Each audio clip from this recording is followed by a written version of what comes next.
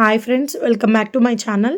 ఈరోజు మన ఛానల్లో మలబద్ధకం అనేది ఒక పెద్ద సమస్యగా మారింది. మనలో చాలామందికి మలబద్ధకం అనే ప్రాబ్లం అయితే ఉంటుంది. దీనికి కారణం మన ఆహారపు అలవాట్లు, జంక్ ఫుడ్ తినడం లేదా నీళ్ళు చాలా తక్కువగా తాగడం వల్ల అయితే వస్తుంది. మలబద్ధకం నుండి బయటపడడానికి మనం మార్కెట్లో వివిధ రకాల మందులను అయితే కొంటూ ఉంటాము.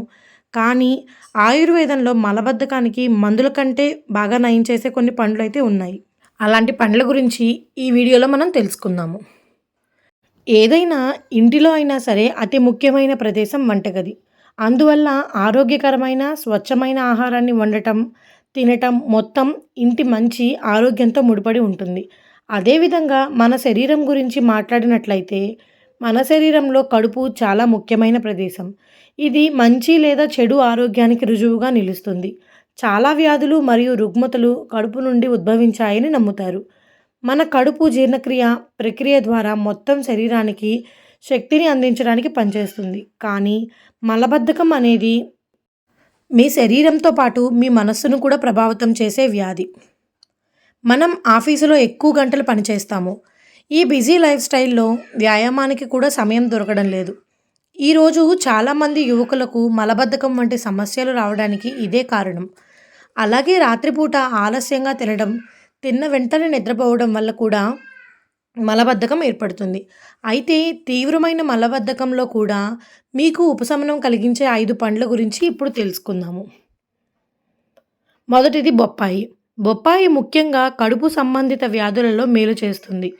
బొప్పాయి పేగుల్లో జీర్ణ రసాలను పెంచి పేగుల్లో కూరుకుపోయిన శ్లేష్మాన్ని తొలగిస్తుంది. బొప్పాయిని క్రమం తప్పకుండా తీసుకుంటే ఏళ్ల తరబడి ఉన్న మలబద్ధకం కూడా తొలగిపోతుంది. ఉదయాన్నే బొప్పాయి తిని పాలు తాగితే మలబద్ధకం నయమవుతుంది. అరటిపండు. 2 నుండి 3 అరటిపండ్లు తింటే మలబద్ధకం తగ్గుతుంది. కానీ రాత్రి పడుకునే ముందు అరటిపండు తినకూడదు. తర్వాత పియర్ తీసుకోవడం వల్ల పేగులు బలపడతాయి.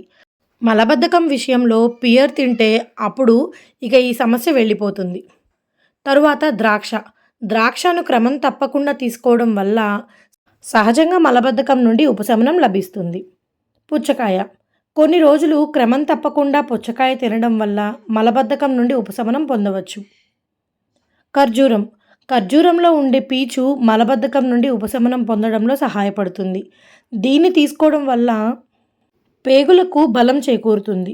మలబద్ధకం నుండి ఉపశమనం పొందేందుకు ఖర్జూరాన్ని అనేక రకాలుగా ఉపయోగించవచ్చు. 2 ఖర్జూరాలను ఉదయం నీటిలో నానబెట్టి రాత్రి వాటిని నమలండి.